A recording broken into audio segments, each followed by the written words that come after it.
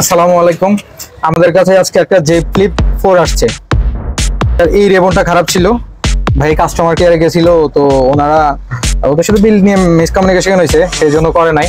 আমার কাছে আসছিল, আমি দেখি এটা রেবন থেকে সমস্যা।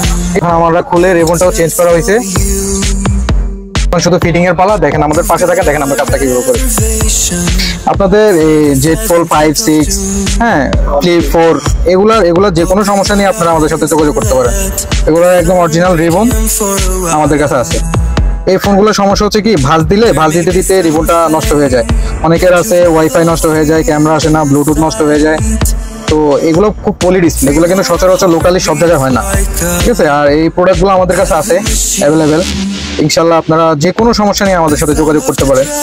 জেড ফ্লিপ 4, 5, 3, 6, তারপরে ফ্লিপ 4 সব ধরনের ফোন, ফ্ল্যাগশিপ যত ফোনই আছে, স্যামসাং এর, OnePlus, আইফোন, ওপ্পো, সব ধরনের প্রোডাক্ট আমাদের কাছে অ্যাভেলেবেল। দেখি আমরা এখন চেক করি।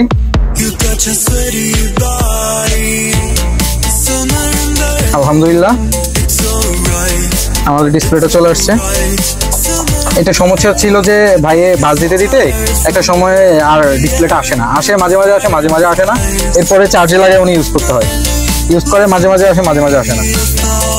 এই হচ্ছে আমাদের ডিসপ্লে। দেখুন আলহামদুলিল্লাহ আমাদের কাজটা কমপ্লিট। এইটা হচ্ছে আমাদের রিবন, এই রিবনটাই চেঞ্জ করতে। অনেকদিন যাবত ভিডিও দেওয়া হয় না। আপনারা যারা আমার ভিডিও দেখেন বা বিভিন্ন ফোন পাঠাচ্ছেন, সাথে থাকবেন এই কামনাই করি।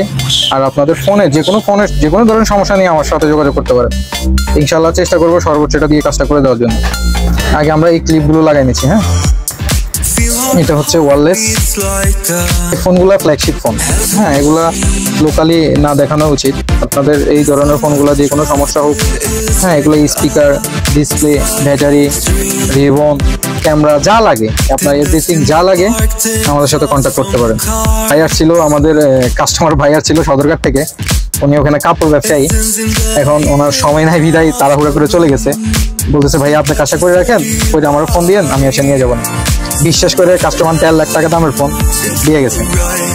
তো আমরাও চেষ্টা করি আপনাদের বিশ্বাস মর্যাদা রাখতে।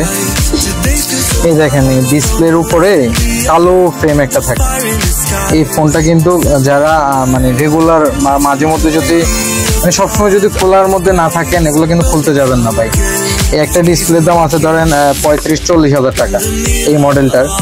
ধরেন এই ডিসপ্লেটা যদি আপনি এটা সম্পর্কে আপনার ধারণা না থাকে, হ্যাঁ, আপনি এই ডিসপ্লেগুলো খুলতে যাবেন না।